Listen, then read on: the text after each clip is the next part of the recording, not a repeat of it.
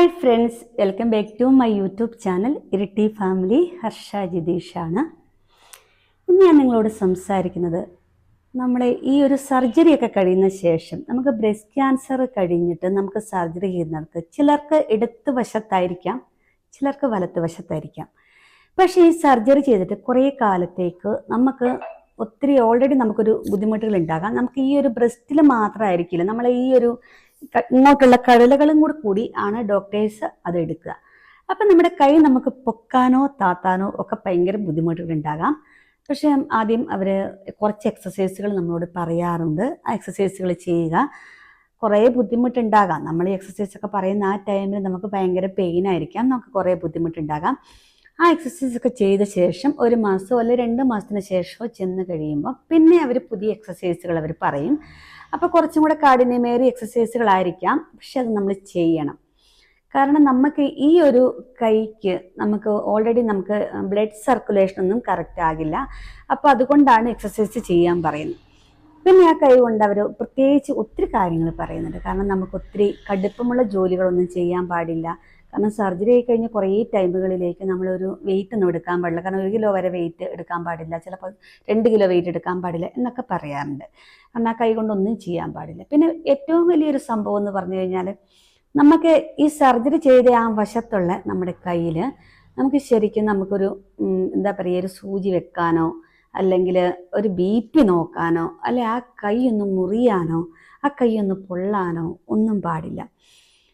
എൻ്റെ ഒരു സംഭവം എന്ന് പറഞ്ഞു കഴിഞ്ഞാൽ, എനിക്ക് ഓൾറെഡി റൈറ്റ് സൈഡാണ്. ഈ റൈറ്റ് സൈഡ് ആയതുകൊണ്ട് തന്നെ നമ്മളൊരു കിച്ചണിൽ കയറി നമ്മൾ എന്തെങ്കിലും ഒന്ന് ചെയ്യുക എന്ന് വിചാരിക്കുന്നിടത്തും എനിക്ക് ഒത്തിരി റിസ്ക് ഉള്ളൊരു സംഭവമായിരുന്നു. കാരണം ഞാൻ ഓർക്ക് ലെഫ്റ്റ് സൈഡ് ആയിരുന്നെങ്കിൽ ഒരു ഗ്ലൗസൊക്കെ ഇടാം, അല്ലെങ്കിൽ നമ്മൾ കൈ മുറിയാതെ എന്തെങ്കിലുമൊക്കെ നോക്കാം, ചെയ്യാം. പക്ഷേ ഈ റൈറ്റ് സൈഡ് ആയതുകൊണ്ട് നമ്മൾ എന്ത് ചെയ്താലും നമ്മൾക്ക് ഈ കൈക്ക് ഭയങ്കര സ്ട്രെയിനാണ്. അങ്ങനത്തെ ഒരു ബുദ്ധിമുട്ടുകൾ ഉണ്ടായിരുന്നു. എനിക്ക് ഓൾറെഡി സർജറി കഴിഞ്ഞിട്ട് ഇപ്പോൾ 1.5 മാസമൊക്കെ ആയിട്ടുണ്ടായിരുന്നു. എങ്കിലും കുറച്ച് ബുദ്ധിമുട്ടുകളുണ്ടായിരുന്നു. ഞാൻ അത്യാവശ്യമൊക്കെ ഇപ്പം അടുക്കളയിലൊക്കെ അത്യാവശ്യം പാത്രം കഴുകലൊക്കെ ചെയ്യാറുണ്ട്. പക്ഷെ വെയിറ്റ് ഉള്ള കാര്യങ്ങൾ അങ്ങനെയൊന്നും ചെയ്യാറില്ലായിരുന്നു. പക്ഷെ അങ്ങനെ ചെയ്താൽ വരെ എന്തെങ്കിലും ഒരു ചെറിയ കാര്യങ്ങൾ ചെയ്യുമ്പം വരെ നല്ല പെയിൻ ഉണ്ടായിരുന്നു. പെയിൻ വരുമ്പോൾ തന്നെ ഞാൻ വിചാരിക്കും, കാരണം ഇങ്ങനെയൊക്കെ ചെയ്തിട്ടുണ്ടെങ്കിൽ ഡോക്ടേഴ്സ് പറയും നമുക്ക് സ്വെല്ലിങ് വരും എന്ന് പറയുന്നിടത്ത് ഇനി നീരുണ്ടോ എന്നൊക്കെ വിചാരിച്ച് ഞാൻ കൈയൊക്കെ പൊക്കി നോക്കാറുണ്ടായിരുന്നു. പക്ഷെ അങ്ങനത്തെ കുഴപ്പങ്ങളില്ല കേട്ടോ. ചെറിയ ചെറിയ പെയിൻസ് ഒക്കെ ഉണ്ടാവും. പക്ഷെ അതങ്ങനെയാണേലും നമ്മൾ ഒത്തിരി ബുദ്ധിമുട്ടിക്കേണ്ട കാര്യമൊന്നുമില്ല. കാരണം ഒത്തിരി വെയിറ്റുള്ള കാര്യങ്ങളൊന്നും ചെയ്യരുത് എന്ന് പറയുന്നത് വലത്തെ സൈഡുള്ളവർക്ക് കുറേ ബുദ്ധിമുട്ടുണ്ട് കേട്ടോ. ഇടത്തെ സൈഡുള്ളവർക്ക് അത്രയും കൂടി ബുദ്ധിമുട്ടില്ല. പക്ഷെ വെയിറ്റ് എടുക്കേണ്ട കാര്യങ്ങൾ ചെയ്യരുത്, കൈ മുറിയരുത്, ഇങ്ങനെയുള്ള കുറേ കാര്യങ്ങളുണ്ടായിരുന്നു. പക്ഷെ എനിക്ക് എല്ലാവരും അതിനേക്കാളും വലിയൊരു അബദ്ധം വന്നിട്ടുണ്ടായിരുന്നു കേട്ടോ ഇന്നലെ. കാരണം ഇന്നലെ ശരിക്കും കുറേ കാലമായിട്ട് അധികം ഫുഡൊന്നും എനിക്ക് കഴിക്കാൻ പറ്റുന്നില്ലായിരുന്നു. അപ്പോൾ കുറേ കാലം കൂടി ഒരു പുഴമീനൊക്കെ മേടിച്ചുകൊണ്ട് വന്നിട്ടുണ്ടായിരുന്നു ചേട്ടായി. അപ്പോൾ എനിക്ക് സാധാരണ ഒരു ഫുഡിനും ടേസ്റ്റ് ഇല്ല. ഒന്നെങ്കിൽ ഒരു ഡെക്ക് റോസ്റ്റ് കൊണ്ട് മാത്രമേ കുറേ ദിവസമായിട്ട് ഞാൻ പിടിച്ചത്. കാരണം വായിക്ക് ടേസ്റ്റ് ഇല്ല. നമ്മൾ ഡെക്ക് റോസ്റ്റ് എന്ന് പറഞ്ഞൊരു സംഭവം ഏറ്റവും വലിയൊരു സത്യം എന്ന് പറഞ്ഞാൽ, ഇതിനു മുമ്പ് ഞാൻ കഴിക്കത്തില്ലായിരുന്നു. എനിക്ക് അത്രയും പോലും ഇഷ്ടമില്ലാത്തൊരു സംഭവമായിരുന്നു. ഇപ്പം എനിക്ക് ബീഫൊന്നും വേണ്ട, അല്ലെങ്കിൽ ഒരു മീനും വേണ്ട, പിന്നെ പന്നി കഴിക്കാൻ പറ്റില്ല, അങ്ങനത്തെ ഒരു സാധനങ്ങൾ എനിക്ക് കഴിക്കാൻ പറ്റില്ല. ഒറ്റ സംഭവം എനിക്ക് ഇഷ്ടമില്ലാത്തൊരവസ്ഥയായിരുന്നു. ആകെപ്പാടെ എനിക്ക് കുറച്ച് സംഭവം മാത്രമേ ഇഷ്ടമുണ്ടായിരുന്നുള്ളൂ. അപ്പം അങ്ങനെ ചേട്ടൻ എന്നോട് ഇങ്ങനെ ചോദിച്ചു എന്താണ് വേണ്ടത്. അപ്പം ഞാൻ പറഞ്ഞത് ഡെക്ക് റോസ്റ്റ് ആണെങ്കിൽ ഓക്കെ ആയിരുന്നു. അപ്പം ഡെക്ക് മേടിച്ചിട്ട് വന്നിട്ടുണ്ടായിരുന്നു. അപ്പോൾ ആ ഡെക്കൊക്കെ കഴിച്ചു. അതെല്ലാം കഴിച്ച് പിന്നെ എനിക്ക് കഴിഞ്ഞ പ്രാവശ്യം പോയപ്പോൾ ഇമ്മ്യൂണോതെറാപ്പിയുടെ ടൈമിൽ ഞാൻ ഇങ്ങനെയൊക്കെ പറഞ്ഞു കഴിഞ്ഞപ്പോൾ ഡോക്ടർ പറഞ്ഞിട്ടുണ്ടായിരുന്നു ഓൾറെഡി ടേസ്റ്റ് ഇല്ലാത്തത് ഇമ്മ്യൂണോതെറാപ്പിയുടെ ഒരു സൈഡ് എഫക്റ്റ് ആയിരുന്നു. അതുകൊണ്ട് ഓൾറെഡി ഞാനൊരു ടാബ്ലറ്റും കൂടെ തരാം, ഫുഡ് കഴിച്ച ശേഷം അത് കഴിക്കാൻ പറഞ്ഞിട്ടുണ്ടായിരുന്നു. പക്ഷേ ആ ടാബ്ലറ്റ് ഒക്കെ കഴിച്ച ശേഷം എനിക്ക് കുറേ മാറ്റം ഉണ്ടായിരുന്നു കേട്ടോ. അതുകൊണ്ടാണ് എനിക്ക് ഓൾറെഡി ഈ ടേസ്റ്റൊക്കെ അത് കഴിക്കണം ഇത് കഴിക്കണം എന്നൊക്കെ തോന്നിയത്. അപ്പോൾ ഒരു മത്സ്യവും കഴിക്കാൻ പറ്റാത്തൊരവസ്ഥയിൽ ഞാൻ പറഞ്ഞു ചേട്ടായി ഒരു കാര്യം ചെയ്യ്, നമുക്കിപ്പം കുറച്ച് വാളമീനൊക്കെ മേടിക്കാം, അത് കഴിക്കാം. കാരണം നല്ല നെയ്യുള്ള മീനാണ്, ഞാനിതിന് മുമ്പ് കഴിച്ചിട്ടുണ്ട്, എനിക്കൊരു പ്രശ്നങ്ങളില്ലായിരുന്നു. അപ്പോൾ ഇന്നലെ ഞങ്ങൾ മാർക്കറ്റിലൊക്കെ പോയി മീനൊക്കെ മേടിച്ചു. പൊന്നസ് നല്ല അടിപൊളിയായിട്ട് നല്ല മുളകും പുളിയൊക്കെ ഇട്ട് നല്ല ചൊട്ടിയാത്തിറക്കുന്ന ടേസ്റ്റാണ്. ആ ഒരു രീതിയിലൊക്കെ ഉണ്ടാക്കി തന്നിട്ടുണ്ടായിരുന്നു. ഞാൻ നന്നായിട്ട് കഴിച്ചിട്ടുണ്ടായിരുന്നു. ഞാനതിന് നെയ് പീസ് മാത്രം എടുത്തിട്ടൊക്കെ കഴിച്ചിട്ടുണ്ടായിരുന്നു. കഴിക്കലൊക്കെ കഴിഞ്ഞു. ഒരു മണിക്കൂർ കഴിഞ്ഞപ്പോൾ തൊട്ട് വൊമിറ്റിങ് തുടങ്ങി. പിന്നെ അതിൻ്റെ കൂടെ തന്നെ ലൂസ് മോഷനായി, ഭയങ്കരമായിട്ട് വിഷമായി. ഒരു 7-8 തവണ വൊമിറ്റ് ചെയ്തു. പിന്നെ ആ കൂടെ തന്നെ ലൂസ് മോഷനും കാര്യങ്ങളൊക്കെ ആയി. അപ്പം പുള്ളിക്കാരൻ എന്നോട് പറഞ്ഞിട്ടുണ്ടായിരുന്നു നമുക്ക് ഹോസ്പിറ്റലിൽ പോവാം. ഞാൻ പറഞ്ഞില്ല, ഇതിൻ്റെ ഒരു ഭാഗമായിരിക്കും. ഒന്നാമത് എനിക്ക് കോൺസ്റ്റിപ്പേഷൻ്റെ പ്രശ്നമാണല്ലോ, തൽക്കാലം അങ്ങ് നിൽക്കട്ടെ, വലിയ പ്രശ്നമില്ല എന്ന് പറഞ്ഞിട്ടുണ്ടായിരുന്നു. ഓൾറെഡി കഞ്ഞിവെള്ളമൊക്കെ ഉപ്പൊക്കെ ഇട്ട് കുടിച്ചിട്ടുണ്ടായിരുന്നു. ഇതെല്ലാം കഴിഞ്ഞ് ഞാൻ ജസ്റ്റ് ഇങ്ങനെ എണീറ്റ് ബാത്റൂമിലേക്ക് പോകാൻ എണീറ്റ പാടെ ഞാൻ പെട്ടെന്നങ്ങ് വീണുപോയി, നിലത്തേക്ക് വീണുപോയി. നിലത്തേക്ക് വീണപ്പോഴത്തേക്ക് ഹസ്ബൻഡ് എൻ്റെ അടുത്ത് തന്നെ ഇരിക്കുന്നു, പൊന്നൂസും എൻ്റെ അടുത്ത് തന്നെ ഇരിക്കുന്നു. ഞാൻ വീണ പാടെ പെട്ടെന്ന് പുള്ളിക്ക് വെപ്രാളായി. ഏത് കൈയാണ് എനിക്ക് ഓപ്പറേഷൻ ചെയ്തതെന്ന് ഓർക്കാതെ ചാടി എന്നെ കൈ കൊണ്ട് പിടിച്ചു വലിച്ചെഴുന്നേൽപ്പിച്ചു. പക്ഷെ അത്രത്തോളം വലിച്ചില്ല, ഒരു കുറച്ച് വലിച്ചപ്പോൾ തന്നെ എനിക്ക് നേരത്തേക്കൊരു ഓർമ്മ വന്നു. അയ്യോ വേദന എടുക്കുന്നു എന്ന് ഞാൻ പറഞ്ഞു. അന്നേരത്തേക്കും പുള്ളിക്ക് മനസ്സിലായി. കാരണം ആ ഒരു ടെൻഷൻ്റെ ഒരു അവസ്ഥയിൽ അങ്ങനെ വന്നു. ഞാൻ ശരിക്കും പേടിച്ചു പോയിട്ടുണ്ടായിരുന്നു. ഞാൻ വിചാരിച്ചിട്ടുണ്ടായിരുന്നു ആ കൈയൊക്കെ നീരായിട്ടുണ്ട്. ഞാൻ അന്നേരം തൊട്ട് എൻ്റെ കൈയൊക്കെ ഇങ്ങനെ നോക്കുന്നുണ്ട്, നീരുണ്ടോ നീരുണ്ടോ നീരുണ്ടോ. പുള്ളിക്ക് ഭയങ്കര വിഷമമായിട്ടുണ്ടായിരുന്നു. പക്ഷെങ്കിലും ഒന്നും സംഭവിച്ചിട്ടില്ലായിരുന്നു. കാരണം അങ്ങനെ ഒരു ചെറിയൊരു കാര്യം വരുമ്പോൾ ഒന്നും അങ്ങനെയൊന്നും വരില്ല എന്നുള്ളതാണ് എനിക്ക് നിങ്ങളോട് പങ്കുവെക്കാൻ പറ്റുന്നത്. കാരണം ചെറിയൊരു നീര് വന്നാലോ ചെറിയൊരു ബുദ്ധിമുട്ട് വന്നാലോ നമ്മൾ അന്നേരം തന്നെ ഹോസ്പിറ്റലിലേക്ക് പോവുക, അല്ലെങ്കിൽ ഡോക്ടേഴ്സിനോട് നമ്മൾ പറയുക. അപ്പം അതിനൊക്കെ ഒരു സജഷൻ ഉണ്ടാകും. പക്ഷെ അവർ പറയുന്ന കാര്യങ്ങൾ നമ്മൾ ഓൾറെഡി നമുക്ക് എപ്പോഴും പാലിക്കാൻ പറ്റുമെന്ന് പറഞ്ഞാലും ചില ടൈമിൽ നമ്മൾ മറന്നുപോകും.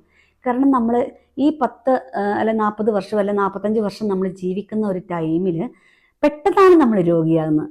ആ രോഗിയാകുന്നിടത്തും പെട്ടെന്ന് നമുക്കൊരു ആരോഗ്യം വരുന്നൊരു ടൈമിൽ നമ്മൾ പിന്നെയും പഴയ കാലത്തേക്ക് തിരിച്ചു പോവുകയാണ്. നമ്മൾ പണ്ടത്തെ പോലെ തന്നെ എല്ലാം ചെയ്യാം, അല്ലെ എല്ലാം നമുക്കെല്ലാം ചെയ്യാൻ പറ്റും എന്നൊക്കെ വിചാരിക്കും. പൊന്നൂസ് എന്നോട് പറയുന്നുണ്ടായിരുന്നു, ഞാൻ ഓൾറെഡി ഒരു മാസത്തിനുള്ളിൽ തന്നെ മമ്മി ഞാൻ നഴ്സിങ്ങിന് പോകും, അതിന് മുമ്പ് എനിക്ക് മമ്മീനെ ഉഷാറാക്കി എടുക്കണം. അപ്പം അവളുടെ ഒരു പ്രിപ്പറേഷനാണ് എന്നെ ഉഷാറാക്കി എടുക്കാനുള്ള സംഭവം. പക്ഷേ ഞാൻ ഒത്തിരി ഉഷാറായിട്ടുണ്ടായിരുന്നു കേട്ടോ. ഞാൻ ഒത്തിരി വെയിറ്റ് ഒന്നും കൂടിയിട്ടില്ലായിരുന്നു. പക്ഷെ ഞാൻ പഴയതുപോലെ ഒന്നുമല്ല, ഞാൻ കുറേ ഉഷാറായിട്ടുണ്ടായിരുന്നു. ഞാൻ അത്യാവശ്യം ഫുഡൊക്കെ കഴിക്കാൻ തുടങ്ങി. ഞാൻ പറഞ്ഞില്ല, ഇന്നലത്തെ ഒരു ബുദ്ധിമുട്ട് കാര്യങ്ങളൊക്കെ വന്നുകൊണ്ടാണ് എനിക്ക് കുറച്ച് ബുദ്ധിമുട്ട് വന്നത്. പിന്നെ നമ്മൾ അടുക്കളയിലൊക്കെ കയറി വർക്ക് ചെയ്യുന്നവരെ നമ്മൾ വലത്തേക്കൈ മാത്രമല്ല ഇടത്തേക്കൈ ആണെങ്കിലും പ്രത്യേകം നമ്മൾ ശ്രദ്ധിക്കേണ്ട ഒരു കാര്യമുണ്ട്. നമ്മൾ കറിക്കരിയാനൊക്കെ നമ്മൾ ചെയ്യുന്നിടത്ത് ഇടത്തേക്കൈ ആണെങ്കിലും നമ്മളിപ്പോൾ ശരിക്കും നമ്മൾ ഇവിടെ ഇങ്ങനെ ജസ്റ്റ് ഒരു കയ്യൊറയൊക്കെ ഇട്ട് നമ്മൾ കറിക്കരിഞ്ഞാലും നമ്മൾക്കിപ്പം ക്ഷീണമില്ലാത്തവർക്ക് നമ്മൾ ജസ്റ്റ് ഇങ്ങനെ അരിയുന്നിടത്ത് ഒരു ചെറിയൊരു മുറിവ് വന്നിട്ടുണ്ടെങ്കിൽ പ്രശ്നമില്ല. പക്ഷേ ഈ ക്ഷീണമുള്ളിടത്ത് ഇടത്ത് സൈഡിൽ ക്ഷീണമുള്ളിടത്ത് ആ ഒരു മുറിവ് വരെ നമുക്ക് ഭയങ്കര പ്രശ്നമാണ്. കാരണം ഒരു മുറിവായിക്കോട്ടെ പൊള്ളലായിക്കോട്ടെ ഒക്കെ ഭയങ്കര പ്രശ്നമായിരുന്നു. കാരണം ഇന്നിപ്പം ഡെക്കിനെ ഒന്ന് ചേട്ടായി ഇങ്ങനെ തൊലിയൊക്കെ പൊളിക്കാതെയാണ് ചേട്ടായി ചെയ്യുന്നത്. എനിക്കതാണ് ഇഷ്ടം, ഞാൻ പറഞ്ഞിട്ടുണ്ടായിരുന്നു. അപ്പം ചേട്ടായി ഇങ്ങനെ ജസ്റ്റ് ഇതിൻ്റെയൊക്കെ തൊലിയൊക്കെ പൊളിക്കാതെ ചൂടുവെള്ളത്തിലൊക്കെ ഇട്ട് അതിൻ്റെ സ്കിൻ മാറ്റാതെ അതിൻ്റെ പപ്പും പൂടിയൊക്കെ പൊടിച്ച് ഒന്ന് നമ്മൾ ഗ്യാസിന് മേലെയൊക്കെ വെക്കാൻ വേണ്ടി നോക്കി. അപ്പം ഞാൻ ഓടിപ്പോയി, ഞാനെല്ലാം മറന്നുപോയി. കാരണം ഞാൻ ഓടിപ്പോയി, ഞാൻ പറഞ്ഞു ഞാനത് ചെയ്യാമെന്ന് പറഞ്ഞ് ഞാൻ ഓടിപ്പോയിട്ടുണ്ടായിരുന്നു. അപ്പോൾ അത് ചെയ്യുന്ന ടൈമിൽ വരെ നമ്മളെല്ലാം മറന്നു പോകും, നമ്മുടെ ക്ഷീണങ്ങളൊക്കെ നമ്മൾ മറന്നു പോകും. ആ ഒരു ചെയ്യുന്ന ടൈമിൽ സാധാ ഒരു വ്യക്തി നമ്മൾ ചെയ്യുന്നിടത്ത് നമ്മുടെ ഈ കൈ കുറച്ച് പുള്ളിയിട്ടുണ്ടെങ്കിൽ പ്രശ്നമില്ല. പക്ഷേ നമ്മൾ ഈ ഒരു റൈറ്റ് ഹാൻഡ് ആകുമ്പോൾ നമ്മളിങ്ങനെ പിടിക്കുന്ന ഒരു ടൈമിൽ നമ്മുടെ ആ കൈ പുള്ളുന്നിടത്ത് നമുക്ക് വലിയ വിഷയമായിട്ടോ.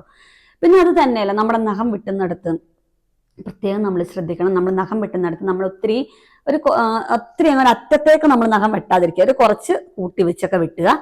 കാരണം അവിടെ ഒരു മുറിവോ കാര്യങ്ങളോ ഒക്കെ വരുമ്പോൾ നമുക്ക് പ്രശ്നമാണ് കേട്ടോ. എല്ലാം നല്ല രീതിക്കുള്ള പ്രശ്നമുണ്ട്. ഞാൻ പറഞ്ഞല്ലോ, ലെഫ്റ്റ് ഹാൻഡ് ആണെങ്കിലും നമുക്ക് കറിക്കരിയുമ്പോൾ പ്രത്യേകം ശ്രദ്ധിക്കുക. കയ്യറയിട്ടാലും നമ്മൾ ഓൾറെഡി നമ്മുടെ ഈ കൈയൊക്കെ നമുക്ക് മുറിയാനൊക്കെ ഉള്ള സാധ്യതകളുണ്ട്.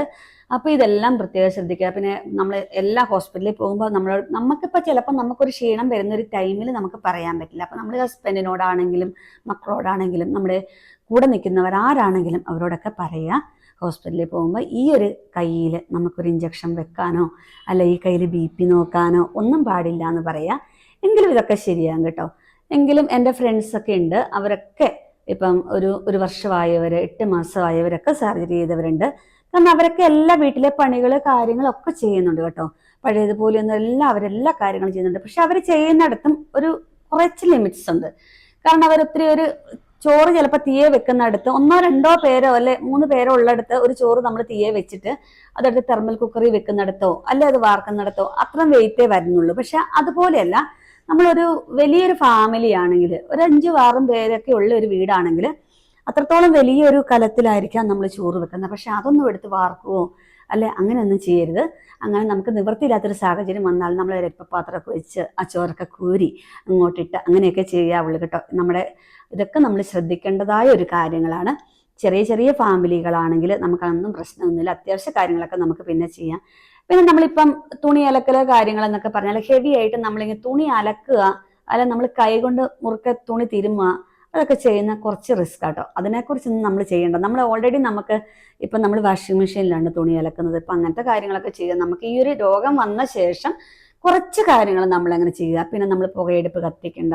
നമുക്ക് ബ്രസ്റ്റ് ക്യാൻസർ ആയിക്കോട്ടെ, പക്ഷെ നമ്മൾ ഓൾറെഡി നമ്മൾ പുകയെടുപ്പൊക്കെ കത്തിച്ച് അടുപ്പിലൂതി നമ്മൾ അങ്ങനെയൊക്കെ ചെയ്യുന്നിടത്ത് ഏത് ക്യാൻസർ ആണേലും നമുക്ക് അതൊക്കെ നല്ലതല്ല. നമ്മൾ ഈ പുകയൊന്നും അധികം നല്ലതല്ല. അപ്പൊ അധികം അതൊക്കെ നമുക്ക് ഒഴിവാക്കാൻ പറ്റുന്ന ഒരു സംഭവമാണെങ്കിൽ ഒഴിവാക്കുക. പിന്നെ സാധാരണക്കാരായിട്ടുള്ള, അല്ലാതെ അത്രത്തോളം പിന്നെ നമുക്ക് അതിനുള്ള സാമ്പത്തികം ഇല്ലാത്തവരൊക്കെ ആണെങ്കിൽ അവർക്ക് ആരെങ്കിലും ഒരു ഹെൽപ്പ് ചെയ്യുമോ അങ്ങനെയൊക്കെ ചെയ്യുക. പിന്നെ അല്ലാതെ ഇപ്പം നമുക്ക് അതിനെക്കുറിച്ചൊന്നും പ്രത്യേകിച്ച് പറയാൻ പറ്റില്ല. ഞാനിതൊക്കെ പറയുമ്പം വിചാരിക്കുമല്ലോ നമുക്ക് ഒരു ഗ്യാസ് ഉള്ളത് കൊണ്ടായിരിക്കാം, അല്ലെങ്കിൽ ഒരു അടുപ്പ് കത്തിക്കാൻ വേണ്ടി അങ്ങനത്തെ ഒരു അവസ്ഥ നമുക്കില്ലാത്തത് കൊണ്ടായിരിക്കാം. കാരണം അതൊന്നും ഇല്ലാത്തവരെന്ത് ചെയ്യും എന്നുള്ള ചോദ്യത്തിന് മറുപടി അവർ ആരെങ്കിലുമായിട്ട് ഉണ്ടാകും, ആരെങ്കിലുമായിട്ട് സഹായിക്കുക. കാരണം നമ്മുടെ ഈ രോഗം ഒന്ന് കവറാകുന്നിടം വരെ എല്ലാവരും ഒന്ന് സഹായിക്കുക. അല്ലാതെ എനിക്കൊന്നും അതിനെക്കുറിച്ച് പറയാനില്ല. ഓൾറെഡി നമ്മൾ ഇതൊക്കെ കവറാണെങ്കിൽ കുറേ ബുദ്ധിമുട്ടുകളുണ്ട്. പക്ഷെ ഇത് ബുദ്ധിമുട്ടാണ് എന്ന് മാത്രം വിചാരിക്കേണ്ട. ഞാൻ പറഞ്ഞല്ലോ നമുക്ക് അത്യാവശ്യ കാര്യങ്ങളൊക്കെ ചെയ്യാം. പക്ഷെ നമ്മൾ ഒത്തിരി വെയിറ്റ് എടുക്കാതിരിക്കോ, ഈ കൈ കൊണ്ട് നമ്മൾ ഒത്തിരി റിസ്ക് എടുക്കാതിരിക്കോ ഒക്കെ ചെയ്യുക. ഞാൻ തന്നെ ശരിക്കും പേടിച്ചു പോയിട്ടുണ്ടായിരുന്നു. ഇന്നലെ പിന്നെ ചേട്ടാ എന്നെ വേഗം ആ വലത്തെ കൈയൊക്കെ പിടിച്ച് എഴുന്നേൽപ്പിച്ചപ്പോൾ ഞാൻ പേടിച്ചു പോയിട്ടുണ്ടായിരുന്നു. എനിക്ക് നല്ലൊരു വേദനയും വന്നിട്ടുണ്ടായിരുന്നു. പക്ഷെ അതിന് ശേഷം ഞാൻ എക്സസൈസ് ചെയ്തിട്ടുണ്ടായിരുന്നു. രാത്രി മുഴുവൻ ഞാൻ എക്സസൈസ് നന്നായിട്ട് ചെയ്തിട്ടുണ്ടായിരുന്നു.